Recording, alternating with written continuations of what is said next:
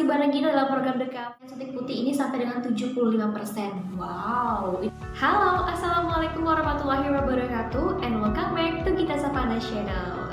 So, di video kali ini kita akan ngebahas soal apa sih yang harus penyiar radio itu lakukan, alias apa yang harus dimiliki oleh seorang penyiar radio ketika lagi siaran. Karena ini untuk menunjang kita supaya tidak menjadi siaran yang monoton. Nah, jadi penyiar itu harus banget yang namanya improvisasi.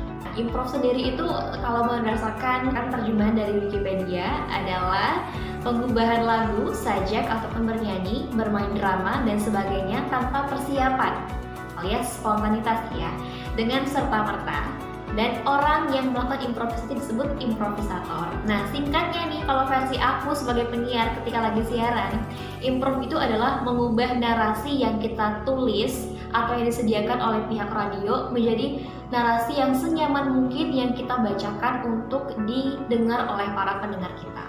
Tapi yang perlu banget digarisbawahi adalah fungsi improv ini selain buat kita nyaman, itu juga membuat siaran jadi lebih gak monoton, lebih fleksibel, dan pesan yang mau kita sampaikan itu tetap dapat gitu loh, meskipun kita bawainnya dengan slow, dengan bercandaan gitu ya.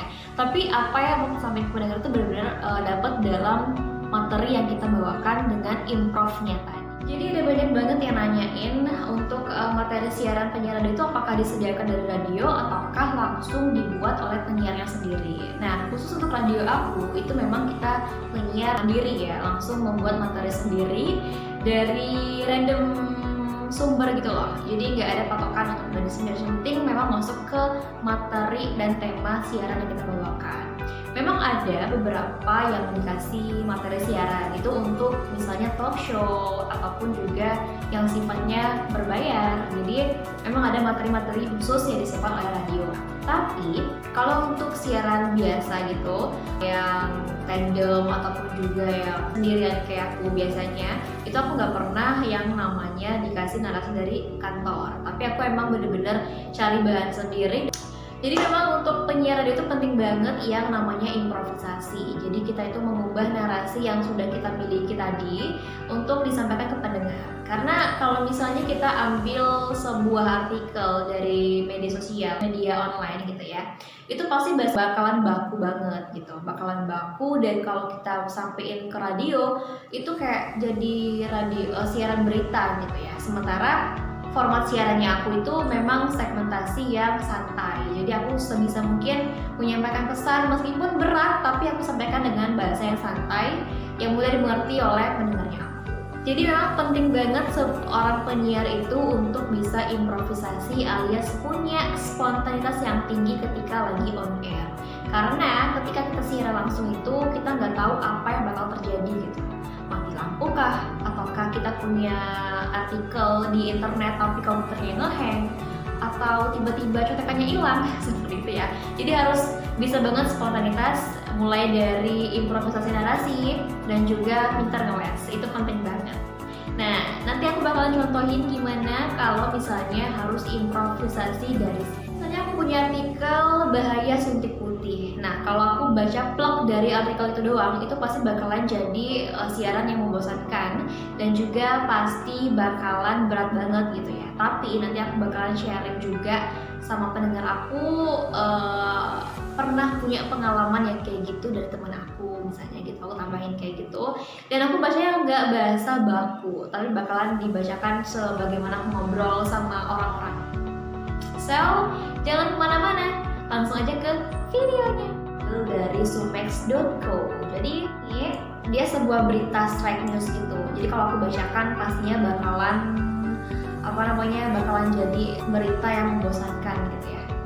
Wanita Indonesia mendambakan memiliki kulit putih, apakah itu putih alami maupun melalui suntikan. Nah, itu kan kayak bahasa baku banget untuk penyiar TV atau juga penyiar radio yang emang khusus berita. Sementara segmentasi aku itu adalah news and music, jadi berita dan musik alias segmentasi yang emang untuk tidak begitu baku gitu.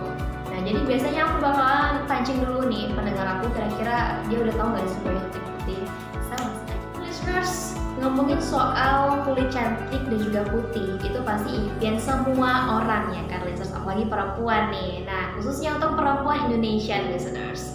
Nah, ada berbagai cara yang bakal dilakukan sama wanita untuk memiliki kulit yang putih, yang juga bersih dan bening. Nah, mulai dari perawatan luar, perawatan dalam ya, mulai pemakaian skincare hingga suntik, menyuntik dan juga konsumsi obat listeners. Nah, tapi ternyata listeners ada bahaya tersendiri buat kamu-kamu yang mungkin pengen cobain yang namanya suntik putih. Karena kalau nggak dilakukan secara baik dan juga benar, ini ada efek yang negatif listeners menurut para pakar ya, mulai dari emboli udara sampai ke infeksi sistematik yang bisa menyebabkan kematian listeners. Nah, jadi ada beberapa kasus yang udah dilaporkan oleh pakar dermatologi listeners.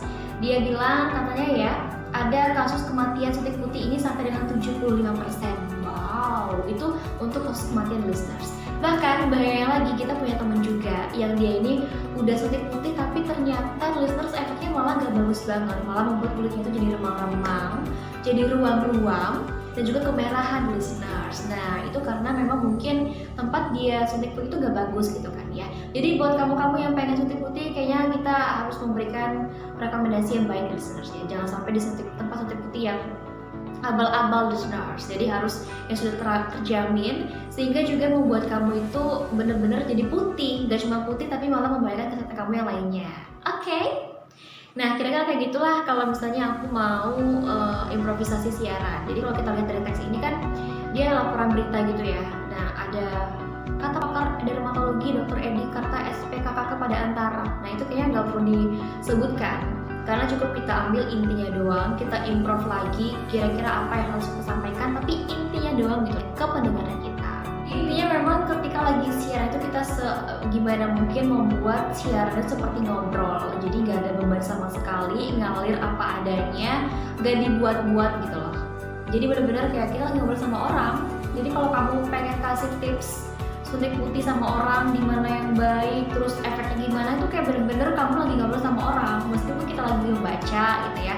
Nah, itulah fungsinya kita itu harus review sebelum kita naik suara, sebelum kita on air. Jadi sebelum kita on air, biasanya ya aku selalu yang namanya ngebaca materi dulu, aku pahamin intinya apa sih, jadi aku nggak perlu ngebaca dari awal lagi. Jadi aku cukup ngebahas apa yang udah di kepala aku, karena aku udah ngerangkum si narasumber tadi gitu ya, si sumber tadi dari apa yang aku baca. Jadi aku bener-bener langsung ngeceritain apa yang aku tahu, apa yang aku pahami, apa yang aku ringkas dari sumber tersebut gitu.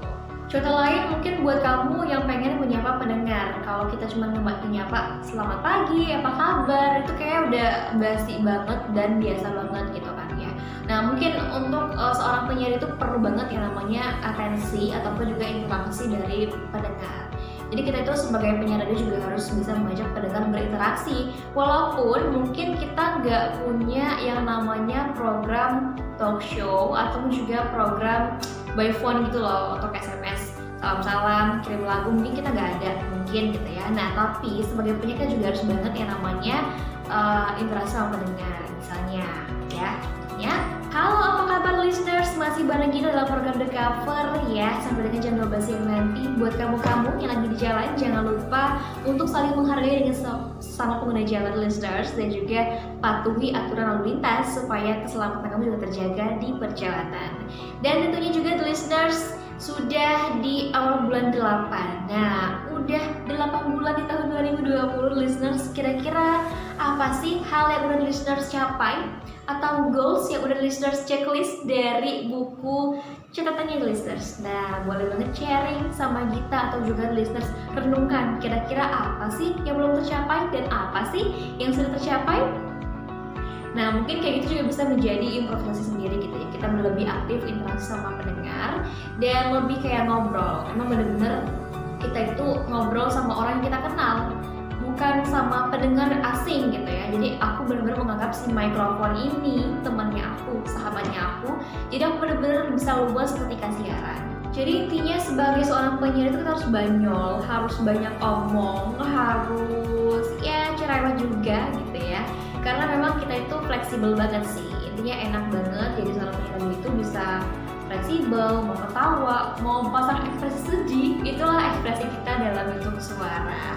Dan juga kita harus update informasi terkini supaya lebih enak juga untuk ngobrol sama pendengarnya, peka sama lingkungan, dan be a supple person supaya bisa lebih humble lagi ketika siaran, juga lebih luas. Well, segini dulu video dari aku, semoga bermanfaat dan jangan lupa untuk like, comment, share, dan juga subscribe. So, thank you so much for watching this video dan sampai jumpa.